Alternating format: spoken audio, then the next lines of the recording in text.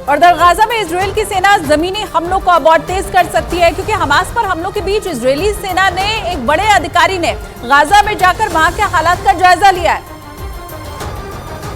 जिसके बाद इस बात की आशंका बढ़ गई कि इजराइल जल्दी ही गाजा में और ज्यादा विस्फोटक हमले करेगा। इजराइल की सेना के मुताबिक उसके दक्षिणी कमांड के प्रमुख ने गाजा के उत्तरी इलाके में जाकर सैनिकों के साथ हालात का जायजा लिया। इस दौरान वहां हमास के हर खतरे से निपटने के लिए रणनीति बनाई गई, जिसके बाद ये तय माना जा रहा है कि इजराइल गाजा में अपने सैनिकों की तैनाती बढ़ाने के साथ ही वहां हमलों की रफ्तार भी तेज कर सकता है।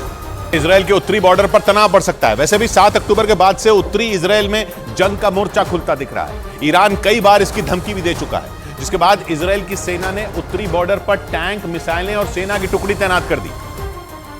और इजराइल का लेबनान की सीमा से लगने वाला 5 किलोमीटर तक का इलाका खाली करा लिया गया था, क्योंकि उत्तरी इजराइल के मेतुला, बेतशियान, स्फा और तिबेरिया समेत 28 इलाकों पर मिसाइल गिरने का खतरा मंडरा रहा था। मेतुला शहर को तो छावनी में बदल दिया गया था और वहां लोगों के रहने पर रोक लगा दी गई थी, क्योंकि उत्तरी इजराइल का मेतुला शहर लेबनान के सबसे करीब है और वहां हमास और इजराइल की जंग के कुछ ही दिन बाद सायरन बजने लगे थे। यही नहीं, इजराइल ने लेबनान की ओर से आ रही मिसाइलों का मुंह तोड़ जवाब भी दिया, क्योंकि हिजबुल्लाह ने दावा किया है कि 7 अक्टूबर के बाद से इजराइल की सेना ने उसके 40 लड़ाकों को मौत के घाट उतार दिया।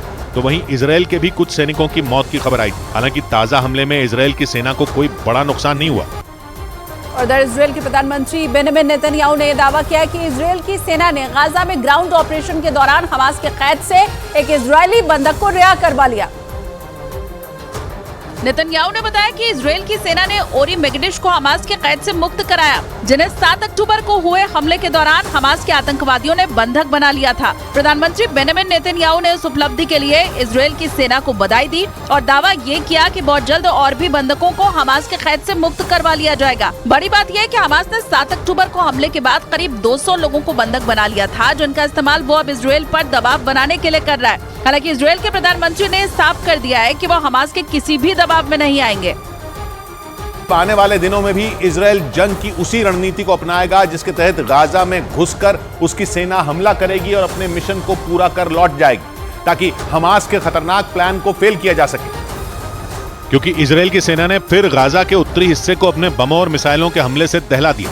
गाजा पर जमीनी हमला करने के बजाय सर्जिकल स्ट्राइक में जुटे नेतन्याहू के सैनिकों ने इस बार और भी बड़े हमले किए।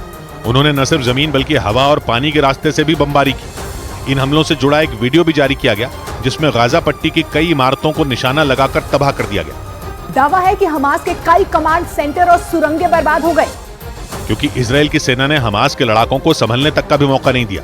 उसी वीडियो में इजरायली सेना के टैंकों का काफिला भी दिखाई दिया, जिसके साथ कई सैनिक पैदल चलते नजर आए। उन सैनिकों ने अपने ताबड़तोड़ हमलों से रास्ते में आने वाली सभी रुकावटें खत्म कर दी।